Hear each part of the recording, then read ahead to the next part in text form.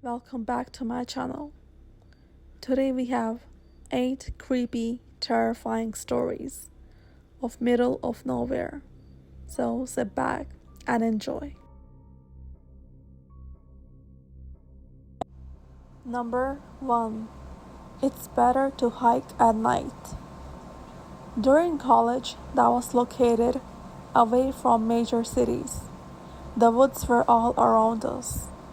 That being said, there was a highly rated trail, the Loyal Sock Trail, which was about an hour drive from the university.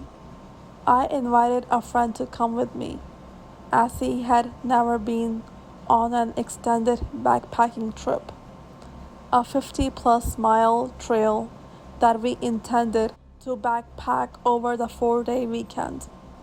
I am an Eagle Scout who has spent countless hours in the woods and went on backpacking trips always throughout my college experience. As many have said before me, you get used to the minor spooky things happening. Coyote howls, raccoons in the middle of the night, even the occasional unknown noise. The scariest thing to find in the woods, however, are people. We are about 20 miles into the trail, and being Pennsylvania, where the underbrush and trees line the trails pretty densely, I always walk about 100 meters off the trail to reduce the chances of me disturbing people and people disturbing me, especially in the early morning when I choose to sleep in. Following the same strategy, my friend and I go out of our way to be in this amazing spot, a good ways off of the trail, where it would even be more difficult to see our flashlights from the trail. This spot was on a peninsula where a creek met a river, meaning there was only one way into our camp and only one way out. We start a fire, cook our food, and drink some, but not enough to get either of us drunk. We put the fire out about midnight and head into our individual tents. All is quiet. It is the fall semester, so leaves are on the ground. The moon is brightly shining through the bare trees, and the air is cool. The only noise in the occasional time when I will hear my friend turn over in his sleep. Then I hear the voices. The voices sounded very close for being on the trail, 100+ meters away. I check my watch. 3 a.m. Who hikes at 3 a.m.? We are 20 miles in. I slowly get out of my sleeping bag, slowly unzip my tent, only to see my friend peeking out of his tent in the exact same fashion. He quickly moves his finger over his mouth in an exaggerated hush signal, then used the same hand to frantically motion towards the way of the trail. Then we see them, 4 adults, 3 men and 1 woman, walking directly towards our camp, no lights illuminating their path. They are walking silently at this point. Only one of them has a backpack, an impossibility for the long hike they were 1/3 of the way through. Being a long trip, you bring wood cutting supplies to chop branches into smaller branches to burn. For me, this was a survival knife. Grabbing the knife, believing it is my only way of defending myself. I am more disheveled than I ever have been, especially knowing that a knife is barely defense at all. These people walk into our sight, sit down by our extinguished fire pit, and just sit there for what felt like an eternity. My friend speaks up and asks, "What are they doing in our campsite?" Without answering the question, they ask if we have any food. Having packed as lightly as possible for the long trip, we had only a few extra Mountain House MRE style meals. I grab one out of my bag and toss it to one of the men. I ask why they aren't using a light, if they need help finding the trail, and why they are hiking so late. They respond with the following: "We don't use lights. We know where the trail is, and it is better to hike late at night." Unnerved at this point, my friend asks them to leave. They respond by asking if we want to light the fire and hang out for a bit. No, we do not. They grab their bag, get up, and leave, without speaking another word. We watch them leave and take shifts, making sure that they didn't come back. Needless to say, we both got very little sleep that night. When the sun rose the next morning, we finally got real sleep. By the afternoon, when we woke up, it all felt like a weird dream of sorts. The only evidence was a fuzzy cap that they must have dropped that I have to this day. I have never had something as spooky or weird as that happen in the woods, and hope to never have it happen again. In the 8 years since the trip, I haven't been back to the Loyal Sock Trail.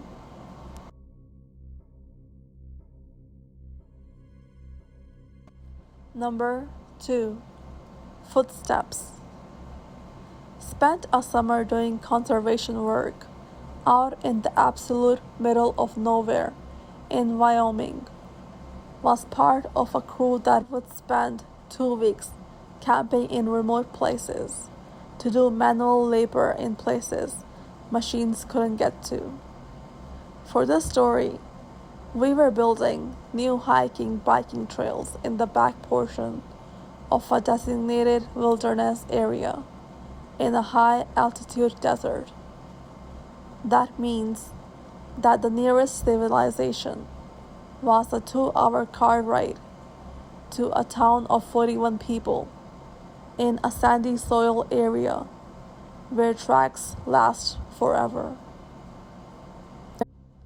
It was the middle of our stint during the early part of the night, where everyone else had gone to bed, but I stayed up to read, so maybe 11:30 or so.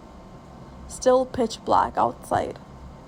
Clouds had covered stars, so my headlamp was probably the only light on in a 40-mile radius.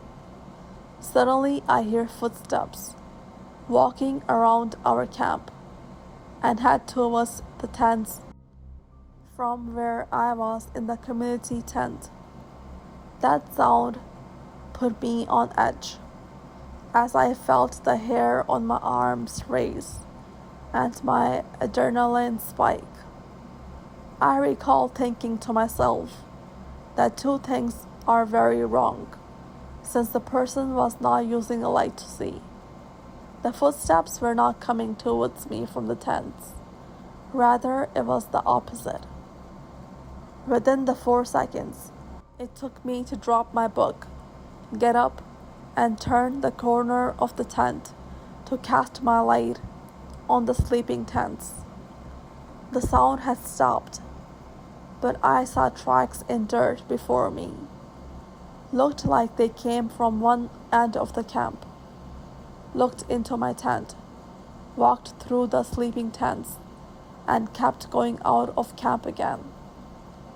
I don't know if I was making too much noise or not by walking around, but the rest of my crew ended up waking up and asking me what was going on from inside their tents. After explaining what I found, they all got up to look at the boot prints in the dirt. They were damn near perfect copies of my own boots, except for one small thing. I had a rock stuck in my treads that messed up the symmetry. I was wearing fairly common work boots, except I also happened to wear US size 15 double wide boots, so there was no way in hell this was one of the other crew members. I don't think any of us slept that night. Never saw or heard anything more after that night. A light rain removed the tracks a couple days later, but I do remember none of us were willing to step on the prints themselves and chose to step over them like cracks in the sidewalk.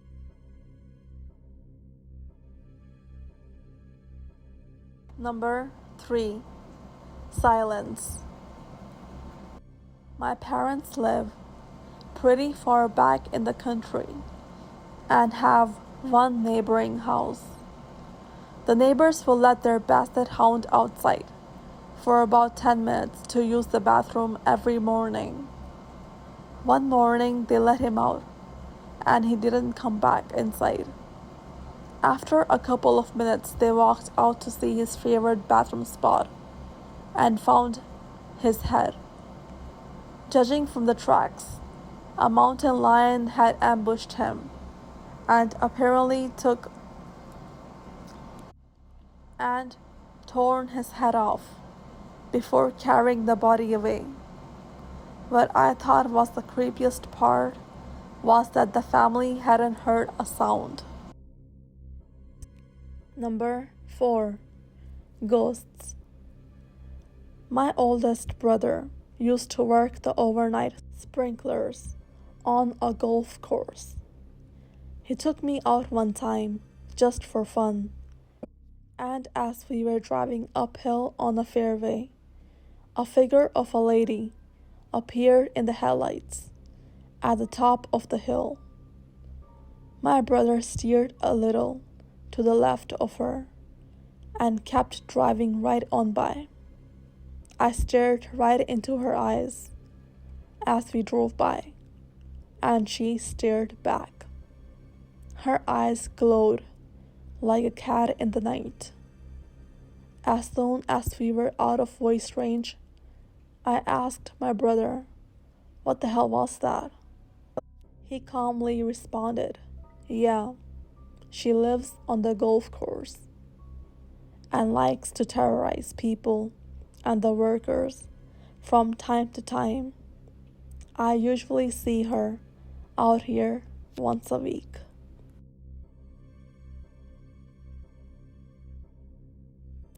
Number 5. Being alone. I have worked in Canada's north for a few years now, in oil and gas.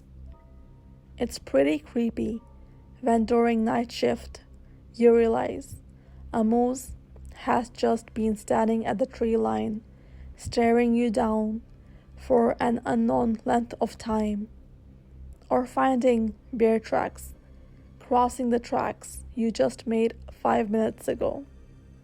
Honestly, the silence of a snowy forest in the dead of night, hundreds of kilometers away from anything, is pretty spooky.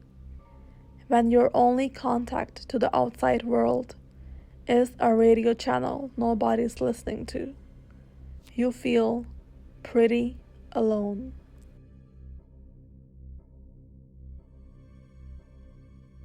Number 6. What was that? This happened last year. My family and I were driving around in the middle of nowhere, trying to find a place without lights so we could watch the meteor shower that was going on. We pulled up to a place by the woods and turned off the car and stood outside. We looked up at the sky to try to see the meteors. It was really dark outside. It was perfect for witnessing a meteor shower. We were all standing silently. We began to hear footsteps coming from within the woods. They were faint at first, but grew closer. My family and I looked at each other and listened to the sound. They were growing closer and closer. It didn't sound like an animal. It sounded big. We thought it was a person, which is weird because it was 11:30 at night. So why would a person be in the woods? We didn't see a flashlight or anything. It was walking slowly at first, but started to walk faster. It sounded like it was speed walking towards us. We ran and got into the car and drove out of there as quickly as possible. To this day, I have no clue what it was. It could have been a coyote or deer, but usually they walk and then pause, then walk again. Whatever was walking had determination. We decided to drive back the following night to see if it happened again. Stupid, I know. We didn't hear the footsteps, but we did hear a creaking tree. It sounded very creepy. There's something creepy about that place.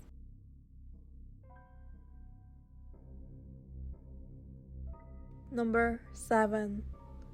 Mountainlion. The sudden realization that I was being watched, possibly stalked by a mountain lion while riding a horse in the backcountry. It definitely scared me.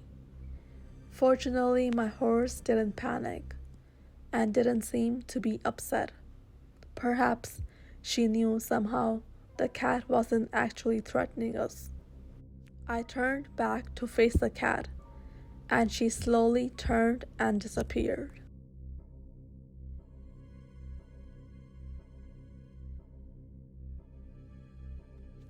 Number 8. The Antique Store. It was 1977.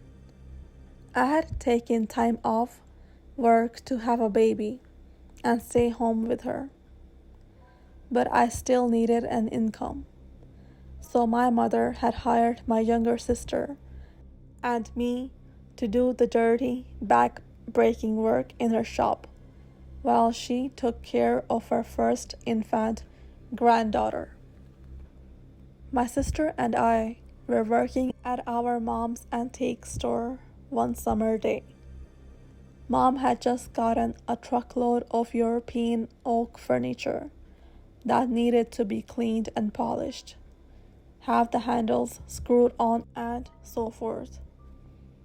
A nice-looking young man came into the store and started talking to my sister, who was 17 at the time.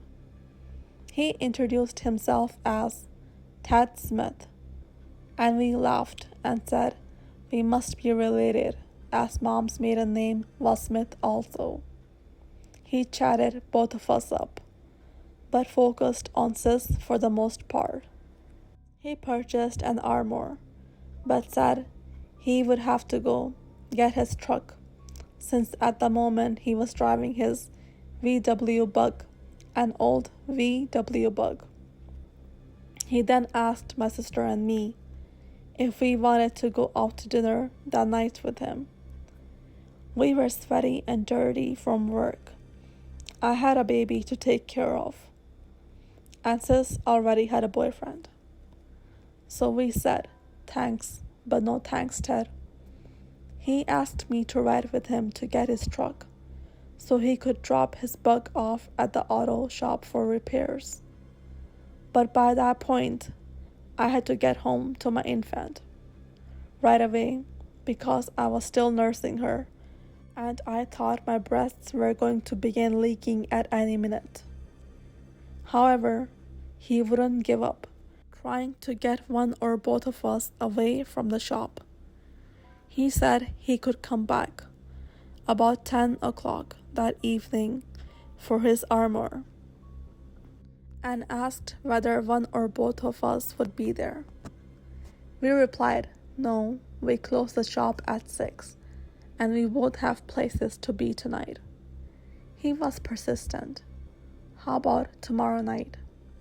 No, we close at 6 o'clock, except on Saturdays, when we close at 4 o'clock. He asked whether one of us could meet him early in the morning, like at 5:30 a.m., but neither of us wanted to. He was getting to be a bit creepy, and Sis and I were eye-rolling at each other. Eventually he said he was sorry, but he couldn't buy the armor if we couldn't be flexible. We hated to give up the sale, but after he had been there for 2 hours, we thought he was just looking and taking up our time. We still had a lot of work to do on the furniture that had just arrived in the shop. Finally, we just wanted to finish our work and go home. At 6 o'clock, as we were leaving, his VW bug was parked outside, and he asked us whether we want to go for coffee. He especially wanted my sister to go. We said, thanks, Ted, but no thanks. Like we said earlier, we have plans. But he continued to be insistent. Finally, I said, Sis, let's go. I'll take you home. Even though she had her car there.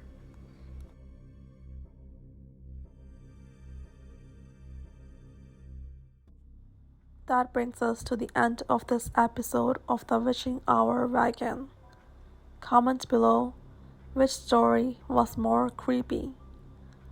And more chilling and terrifying stories are on their way soon. And as always, you can send your own scary stories to the email below. So subscribe and press that like button. Thanks for tuning in. Be wary and take care, because something wicked is always on its way.